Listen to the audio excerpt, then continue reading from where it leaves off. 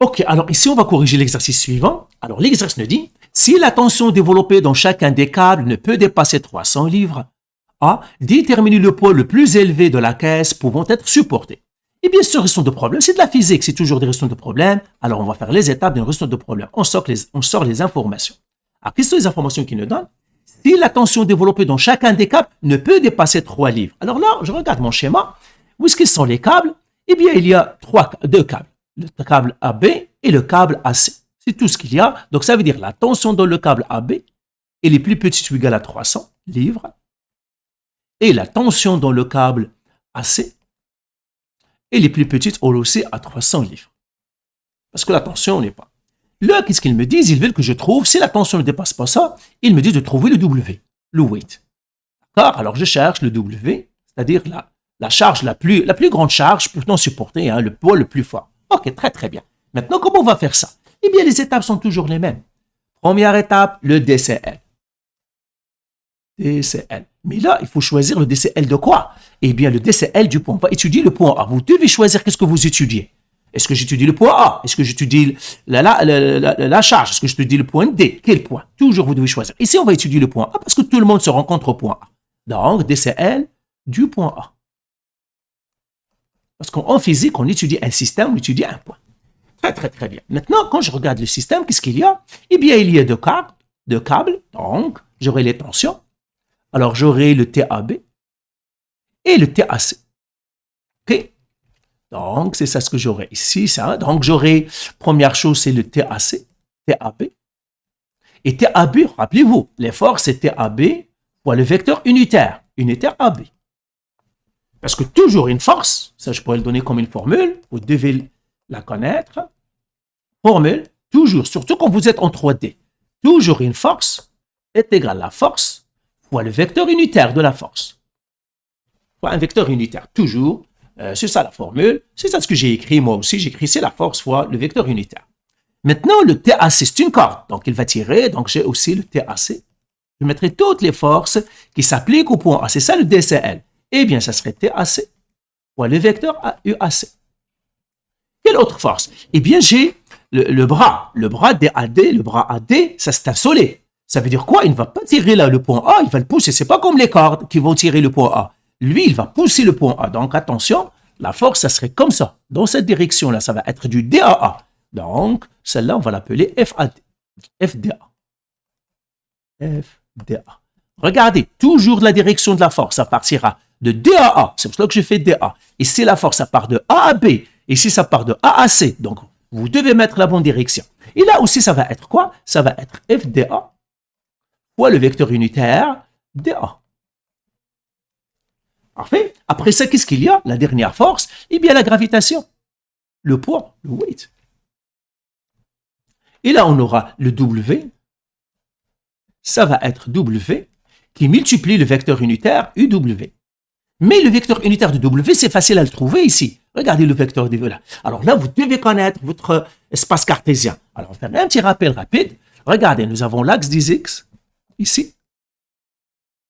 Et c'est quoi l'axe des X? Eh bien, l'axe des X, j'ai l'axe des Y ici. Et j'ai l'axe des Z. Voilà. C'est ça, on va faire un petit rappel, comme ça. Les X, l'axe des Z. Alors, l'axe des X, c'est toujours U. Et ces coordonnées sont comme ça. 1, 0, 0. Parce que moi, je vais travailler avec les coordonnées, parce que je préfère travailler avec les coordonnées. On va travailler avec les coordonnées 1, 0, 0. Pour le Y, c'est le J. Et ces coordonnées, c'est 0, 1, 0. Et pour le K, ces coordonnées, le vecteur, le Z, c'est K. Et ces coordonnées, c'est 0, 0, 1. Parfait. Maintenant, regardez, le poids, il est vers le bas. Il est selon K. OK? Il est parallèle à l'axe des Z. Donc, lui, en fait, le poids ici, le W,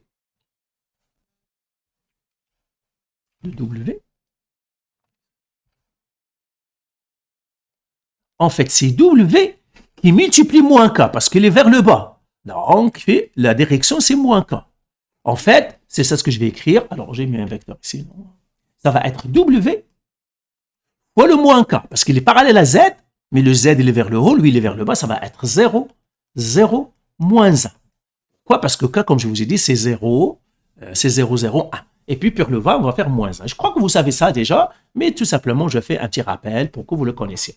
Ben voilà, ce sont toutes mes forces. Maintenant, ma deuxième étape, je dois trouver les vecteurs unitaires. Mais avant de trouver les vecteurs unitaires, voilà, quand vous êtes dans 2D, trouvez les coordonnées. Pour trouver les vecteurs unitaires, on a besoin des coordonnées. Trouvez les coordonnées. Les coordonnées de quoi? Des points. Trouvez les coordonnées des points. Quels sont les points que j'ai? J'ai le point A, le point B, le point C, le point D. C'est ça. Alors, on va trouver les coordonnées de chacun. Alors, on va faire le point A, on va trouver ses coordonnées, le point B, on va trouver ses coordonnées, le point C, on va trouver ses coordonnées, et le point D, on va trouver ses coordonnées. Allons-y. Commençons par le point A. Alors, je vais effacer tout ça ici pour que cela laisse, et on va chercher les coordonnées de chacun. Pour le point A, alors là, je vais regarder son X. Alors, comment on trouve le X? Tout simplement, regardez, vous devez être parallèle à l'axe des X. Mais là, regardez, le point A, il va directement vers le point D. Attention, ça c'est 0, Le D, c'est 0. Eh bien, le X, c'est 0 parce qu'il pointe directement. Quand je vais projeter le A sur ça me donnerait son coordonnée, c'est 0. Donc, ça, c'est 0. Maintenant, je vais chercher son Y. Son Y, le point A, à partir du point A, je dois tracer une ligne parallèle à l'axe des Y. Parallèle. Alors, si je vais tracer une ligne parallèle à l'axe des Y avec le point A, eh bien, le point A, c'est la même chose qu'ici. Et regardez, parallèle à l'axe des Y, c'est ça. Pour le point A, regardez, pour le point A, c'est ici. Vous voyez? Je projette le point A sur l'axe des Y, et puis je regarde, c'est-à-dire, voilà, c'est ça. Alors, je projette le point A sur l'axe des Y. Quand je le projette, eh bien, ça me donne 6. Donc, le Y ici, c'est 6. Maintenant, le Z. Le Z, je dois projeter mon point A sur l'axe des Z. OK? Et puis, je vais regarder. Alors, si je le projette, ça va être ici. Alors, on va faire ici, le Z. Ça va être quelque chose comme ça. Voilà. Et il est parallèle à lui. Regardez-le. Quand je le projette, ce qui est là, c'est la même chose qui est là. Vous voyez, quand je l'ai projeté, ça me donne un rectangle. Eh bien, c'est ça mon Z. Parce que je l'ai projeté sur le Z. Eh bien, c'est le 2.5. Eh bien, le Z ici, c'est 2.5. Très, très bien. Maintenant, on regarde le point B. Alors, je vais effacer tout ça et on va faire la même chose. Point B. Alors, quand je regarde le point B, il est dans le plan XZ. Vous voyez, le point B, il est dans le plan XZ. XZ. Alors là, vous devez savoir une chose. Alors, ça, c'est une formule que je vous donne. Formule. Quand on est dans le plan XZ, ça, c'est le plan XZ. Quand on est sur le plan X, l'équation du plan XZ. Plan XZ, eh bien, on a toujours Y égale 0. Si je suis dans le plan XY, eh bien, Z égale 0. Si je suis dans le plan YZ, eh bien, le X est 0. X est 0. Vous voyez? Alors, vous voyez le truc. La lettre qui manque, c'est 0. Ici, XZ, alors Y manque dans le XZ, et bien le Y est 0. Celui qui manque égale 0. Donc, c'est ça ce que vous devez observer. C'est tout simplement, c'est ça. Donc, le point P, il est dans le plan XZ. Ça veut dire son Y est 0. Le point C aussi, il est dans le plan XZ. Ça veut dire son Y est 0. Et le point D, lui, c'est l'origine, c'est 0, 0, 0. Donc, ça, je sais déjà que le Y ici, c'est 0. Et je sais déjà celui-là, c'est Y est 0. Et je sais lui, c'est 0. C'est l'origine. Le D, c'est l'origine. Donc, on va mettre tout des 0. Parce que le D, lui, il est l'origine. L'origine du plan cartésien, c'est tous des 0. Maintenant, ça y est, je regarde B. Maintenant, pour B, je regarde son X. À partir d'ici, je vais projeter sur X. Le point B, je le projette sur X. Voilà. Je le projette sur l'axe des X, comme ça. Et puis, voilà mon X. Mon X, c'est celui-là. Mais ça, c'est lui ici. Vous voyez, c'est ça. Donc, c'est deux pieds, mais négatif. Vous devez faire attention au signe, parce qu'il est dans les X négatifs. Donc, ici, c'est moins 2. X, c'est moins 2. Maintenant, le Z.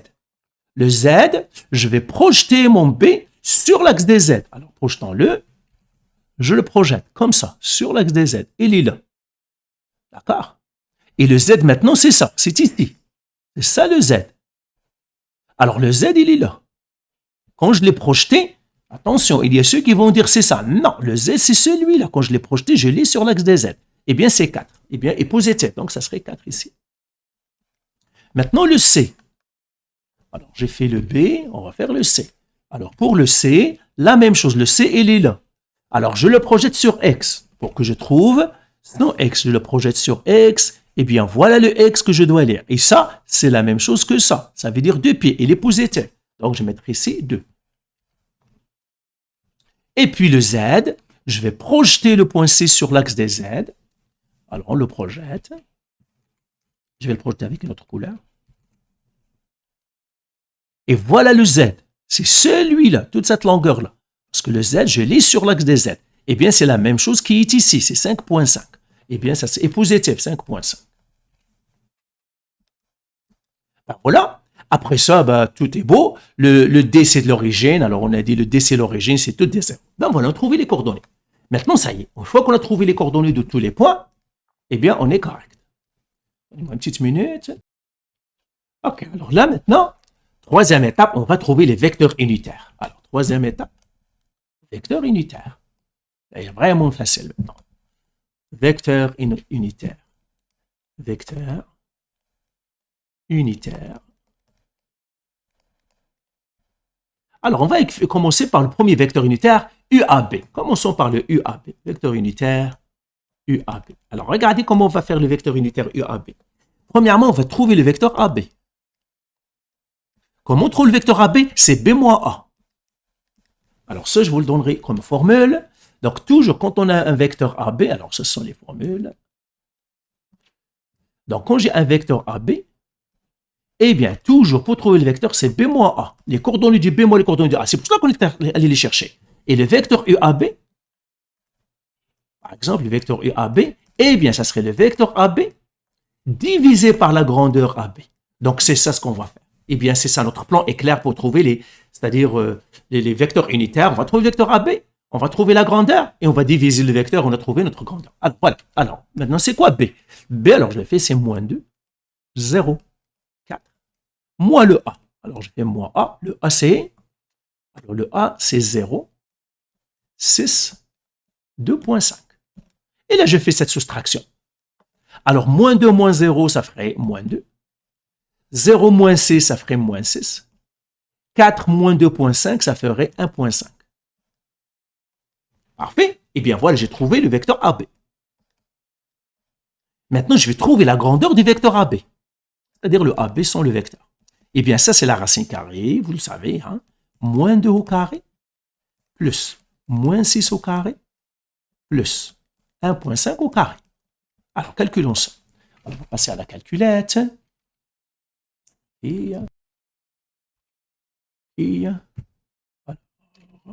Calculette.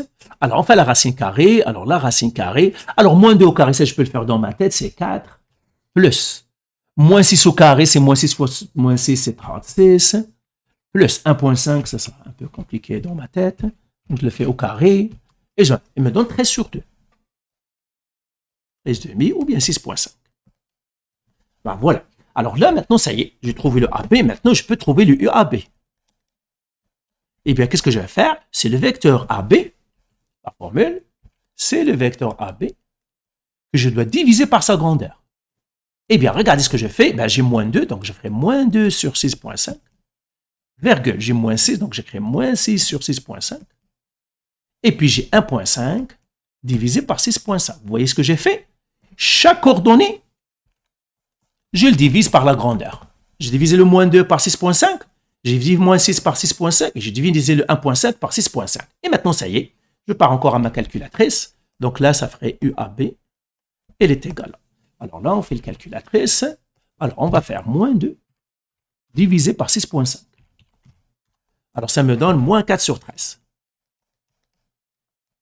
Alors là, l'autre, moins 6 sur 6.5. Alors là, je pourrais faire tout simplement moins 6 qui divise 6.5, ça me donne moins 12 sur 13. Et puis, j'aurai l'autre, 1.5, divisé par 6.5, ça me donne 3 sur 13.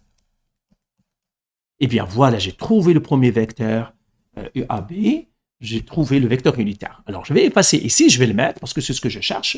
Alors, je vais effacer tout ça, et je dis mon vecteur unitaire, je l'ai trouvé. Donc, on va faire la même chose pour les autres. Hein, donc, c'est ça. Ah, ça serait un peu là, parce que tous ces calculs-là pour trouver les vecteurs unitaires, c'est un peu là. On va trouver 3 vecteurs unitaires. Hein. Donc, c'est pas facile. Donc, quatrième étape, on va faire maintenant le vecteur UAC. On va trouver le vecteur UAC.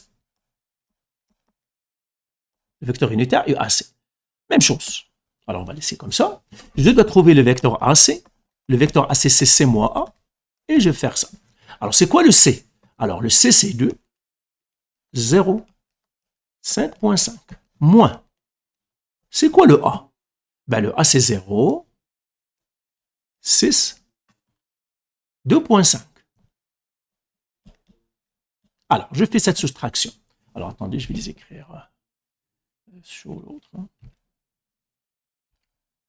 Voilà. 0 moins 2, c'est moins 2. 0 moins... Enfin, c'est 2. Pourquoi moins 2? 2 moins 0, hein, c'est 2. 0 moins 6, c'est moins 6. 5.5 moins 2.5, ça ferait 3.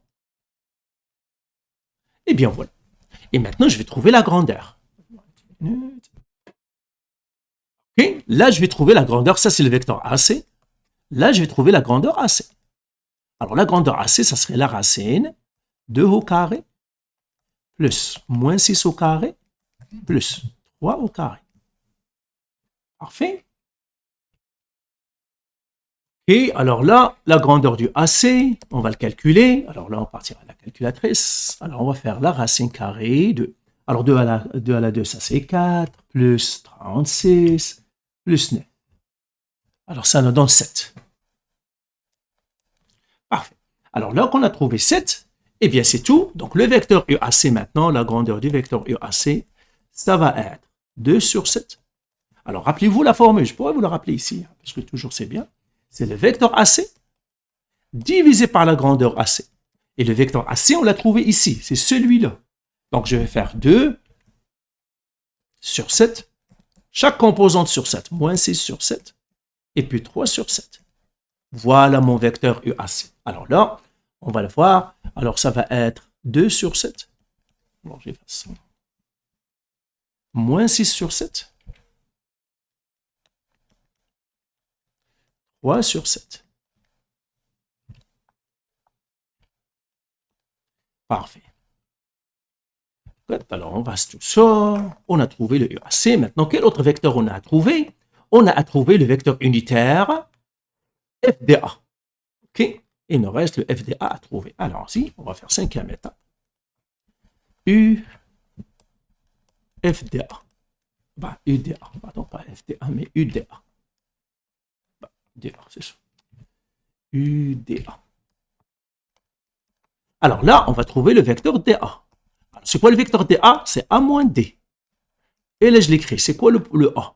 Eh bien, le A, c'est 0,6 2.5, 0,6 2.5, moins le D. C'est quoi le D? Eh bien, le D, c'était l'origine. 0, 0, 0. On fait ça. 0 moins 0, c'est 0. 6 moins 0, c'est 6. Et puis, j'ai 2.5. J'espère que j'ai bien écrit.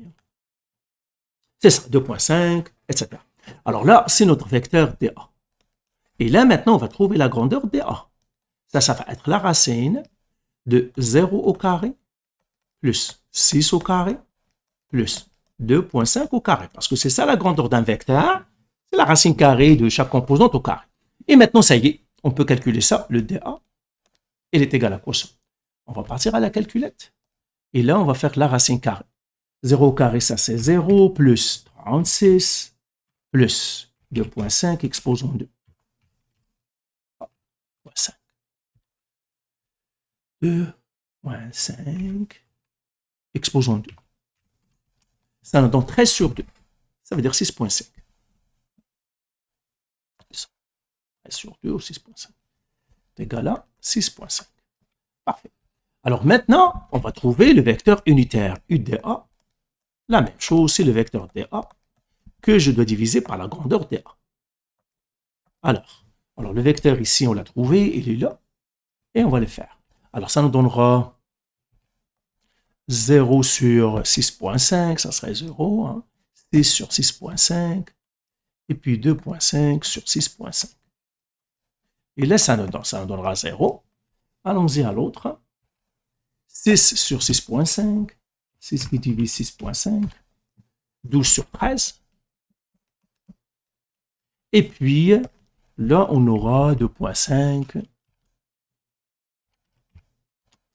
Ça nous fera 5 sur 13.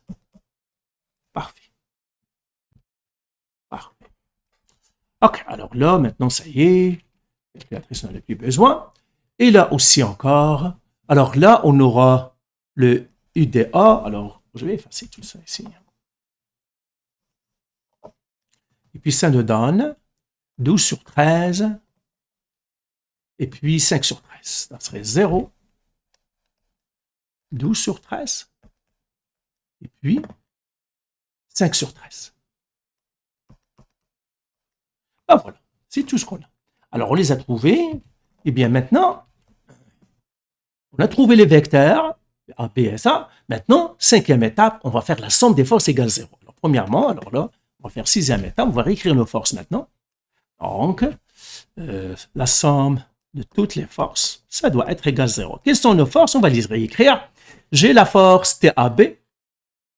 Ouais, rappelez-vous, ça c'est TAB.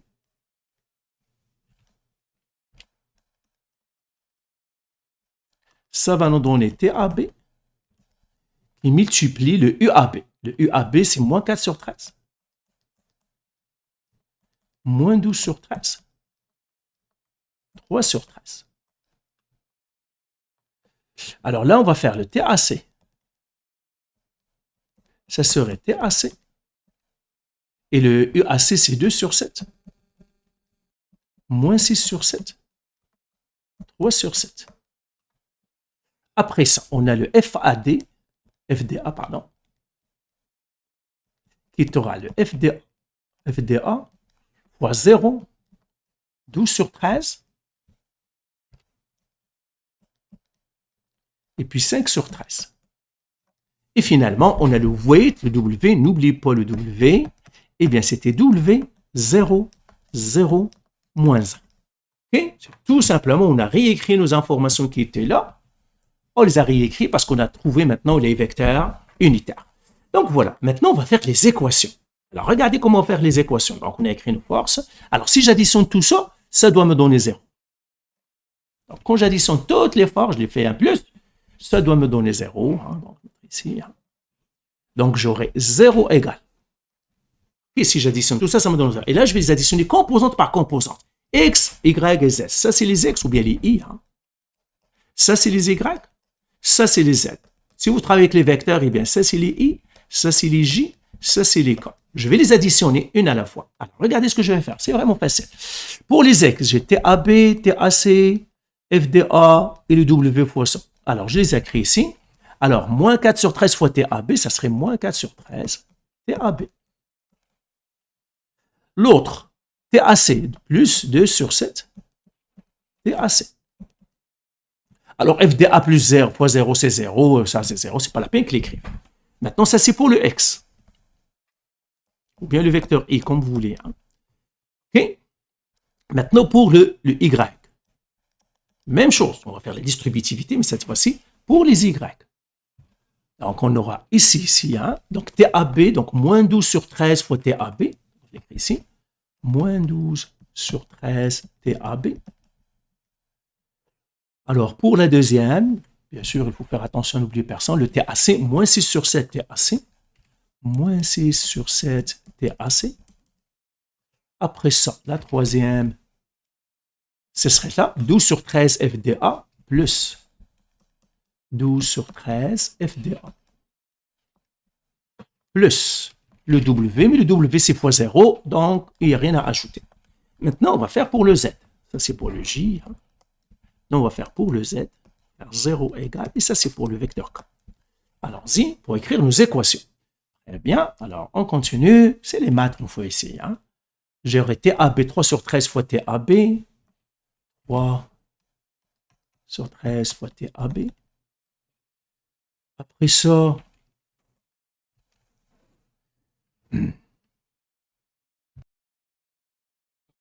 après ça, on aura le TAC, 3 sur 7 TAC, donc plus 3 sur 7 TAC. Après ça, on aura le 5 sur 13 FDA, plus 5 sur 13 FDA. Et puis, on aura le W. Alors, à la fin, on aura le W qui est là. Moins un W, ça veut dire moins W.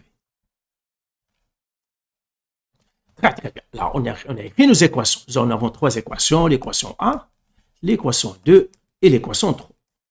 Alors, maintenant, qu'est-ce qu'on va faire? Ben, ils nous ont donné une information. Parce que là, je dois résoudre mon système. Je dois trouver les TAB, les TAC, etc. Mais ils nous ont donné une information. Et ils nous ont dit que on veut chercher le weight maximum, c'est-à-dire le plus grand. Ils nous ont dit le TAB ne peut pas dépasser 300, le TAC ne peut pas dépasser 300. Mais là, on va faire un peu de physique. Ça veut dire quoi? Quand le TAB atteint 300 ou bien le TAC, il va casser. Alors là, tu dis, mais est-ce qu'ils vont casser en même temps? Probablement non. Mais qui va casser le premier? Est-ce que c'est le câble AB ou les câbles AC? Quand on met le pot, quand on atteint le maximum, qui va casser le premier? Est-ce que le AB ou le AC? Là, on doit faire un guess. C'est une hypothèse. Disons que c'est le AB qui va casser. Alors là, on ne sait pas. Vous devez faire un essai-erreur et vous allez vous corriger. Alors, disons que c'est le AB qui va casser en premier. Alors là, on va faire ça, c'est 6, ça, c'est 7. Septième idée, ça. Là, on va faire, supposons, TAB est égal à 300 livres. Ça veut dire qu'il va casser en premier, parce qu'il va atteindre le maximum. Très bien. Ben maintenant, j'analyse mes équations. Dans la première équation, je peux trouver le TAC. Allons-y.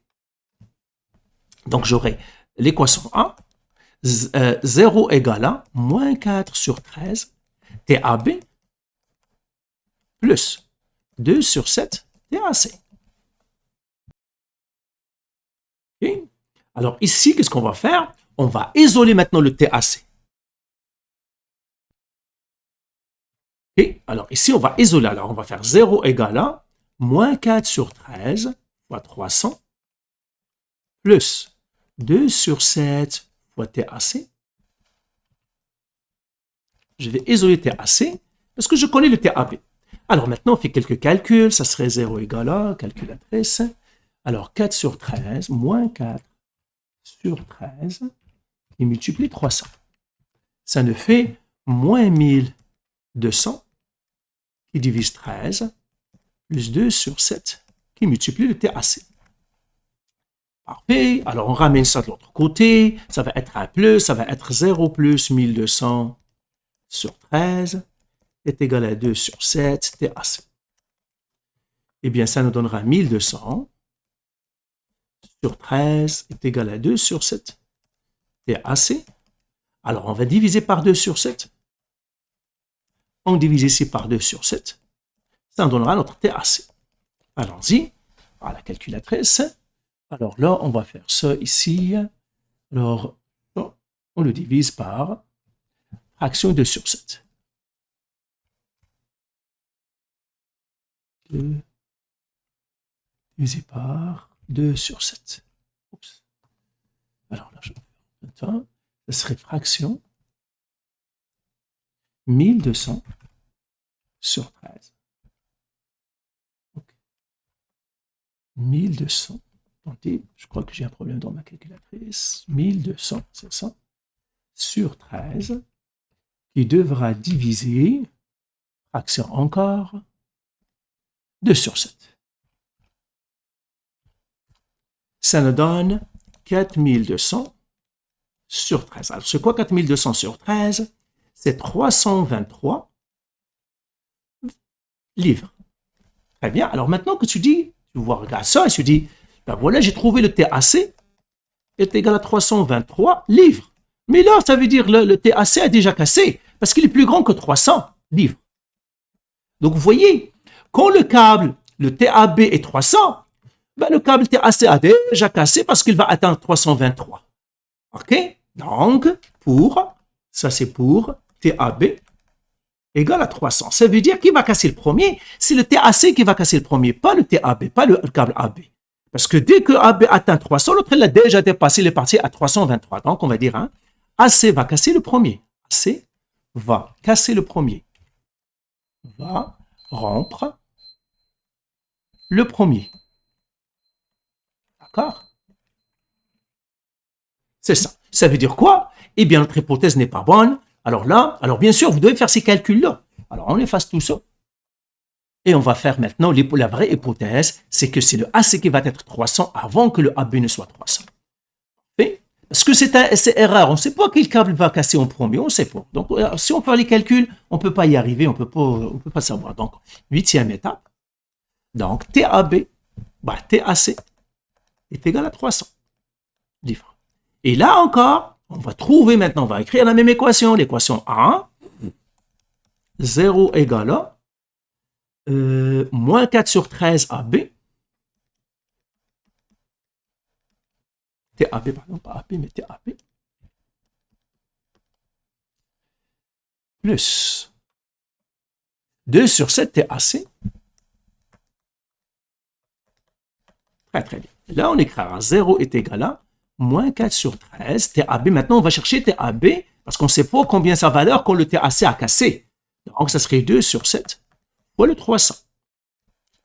Allons-y, ça serait 7 est égal à moins 4 sur 13 TAB plus 600 sur 7. Et là, on ramène celui-là de l'autre côté pour le rendre positif. Alors, 0, ça serait 0 plus 4 sur 13 TAB. Elle est égale à 600 sur 7. Alors, le 0 ici, bien sûr, ça ne sert à rien. 0 plus, ça ne fait rien. Alors là, on trouve notre TAB. Alors, le TAB, ça serait 600 sur 7 qui doit diviser 4 sur 13. Allons-y. Alors, notre TAB, elle est égale. Alors, notre TAB sera fraction 600 sur 7. 600 sur 7. Bah oui, divisé par, on peut le faire ça aussi. 4 divisé par 13. On peut faire ça aussi. Ça nous donne 1950 sur 7. Alors, si on le fait en nombre à virgule, ça nous donne 278,57 livres. Et là, c'est correct, parce qu'il est plus petit que 300 livres. Ça nous montre. Quand le câble AC va rompre, le câble AB n'a pas encore rompu, n'a pas encore cassé, parce qu'il n'a pas encore atteint les 300. Voilà, on a trouvé le TAB. Alors, le TAB, on vient de le trouver. TAC, on vient de le trouver, c'est 300. Maintenant, le TAB, on va faire ici TAB est égal à 278,57 livres. Voilà, on a trouvé TAB. Parfait. Alors maintenant, on continue maintenant. On continue les maths. On fait que les maths ici. Hein? Un peu de physique, parce qu'il faut savoir qui a rompu, qui n'a pas. Mais 9e étape. Maintenant, on va prendre les autres équations. On va partir à la deuxième équation, parce qu'on peut trouver avec la deuxième équation le FDA. Allons-y. Alors, équation 2. Alors là, on aura 0 égale à, deuxième équation, moins 12 sur 13 TAB, moins 6 sur 7 TAC, plus 12 sur 13 FDA. Alors, remplaçant, on connaît le TAB, on connaît le TAC, alors on remplace. Ça serait 0 est égal à moins 12 sur 13 fois 300. Pas 300, mais fois 278,57 moins 6 sur 7 fois le 300 plus 12 sur 13 fois le FDA qu'on cherche. Allons-y. Là, on fait un peu le calculatrice. Alors, on pétonne tout ça. Alors, on va pétonner ça ici. Hein. Alors, pétonnons-le. Alors, ça serait moins 12 divisé par 13. Alors, là, moins 12 divisé en 13, qui doit multiplier 278,57. Moins 6 sur 7, qui multiplie le 300. Moins 500, ce serait moins 514,28. Alors là, on va relever ça, plus 12 sur 13 FDA. On ramène celui de l'autre côté, ça vous donnera 0 plus 514,28 plus, est égal, hein, pas plus, mais égal à 12 sur 13 fois le FDA. Alors bien sûr, le 0 plus, ça ne sert à rien, on va l'enlever, et on divise ça par 12 sur 13. Celui-là aussi, on le divise par 12 sur 13. Alors, ça nous donnera notre FDA égal. Allons-y, et la calculette. Alors, ça, on le divise par 12 sur 3. 12 sur 13. Divisé par 12 sur 13. Alors, une minute. Là, on a mal pétonné. Alors, là, c'est 16 sur 13. Alors, pétonnons-le bien. Ça serait 514,28 qu'on doit diviser par la fraction. 12 sur 13. 12 sur 13. Ça nous donne, alors, nombre à virgule, 557,14 livres. Eh bien, voilà, on a trouvé le FDA. Parfait. Une fois qu'on a trouvé FDA, ça y est, alors le FDA, on l'a trouvé. Alors, je vais effacer ici. Vous pouvez rejouer la vidéo. Donc, FDA égale 557,14 livres. Voilà. On va le mettre. Voilà. Maintenant, dernière étape et dixième, on va trouver le poids qu'on cherche. OK, alors dixième étape, on va prendre la troisième équation. Troisième équation, c'est celle-là, 3 sur 13 TAB. Alors, allons-y. Équation 3. 0 égale 3 sur 13 TAB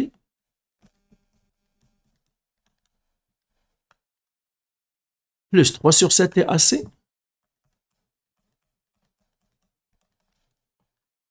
équation plus 5 sur 13 FDA plus 5 sur 13 FDA moins le W. Vous voyez, il n'y a que des calculs là-dedans. Donc, ça serait 0 est égal à 3 sur 13. Alors, le TAB, on l'avait trouvé, c'était 278,15 plus 3 sur 7 TAC, c'est 300 plus 5 sur 13. FDA, c'est 557,14 moins le W. Là, on pétonne encore. Là, on pétonne tout ça ici. Alors, pétonnons. Et ça va être 0 égal. Alors, on va partir, et puis c'est ça. 3 sur 13. Alors, 3 divisé par 13, qui doit multiplier 278,15. Plus 3 divisé en 7, qui doit multiplier le 300. Plus 5 qui devrait diviser 13, qui doit multiplier, c'est ça, 557,14. J'espère que j'ai bien pétonné. Eh bien, ça me donne. Alors, donnez-moi une petite minute. J'espère que j'ai bien pétonné. Parfait. Donc, c'est ça. Alors, ça nous donnerait 407,04 moins W. C'est ça. Donc, c'est ça mon équation. Maintenant, le W, c'est facile. On aura mis le W de l'autre côté. Ça va nous donner W est égal à 407,04 livres. Eh bien, voilà notre réponse finale. C'est tout. Eh bien, ça, c'est le poids maximum. Donc, ça, c'est pour le A. Alors, ça serait 407 livres au fond. On arrondit 407 livres. Donc, là, ici, pour le A, ici, eh bien, ça, je vais l'effacer maintenant. Ça va nous donner 407 livres. On ne peut pas mettre plus que 407 livres. Sinon, le câble AC va casser. Maintenant, le B. Il nous donne quelle est la force développée le long du bras AD? Ben, c'est le FAD, c'est-à-dire le FDA. Nous avons trouvé le FDA. Combien? FDA 557,14. 557,14 livres. Ben voilà pour cet exercice. C'est assez lent, mais c'est ça. Allez, bye.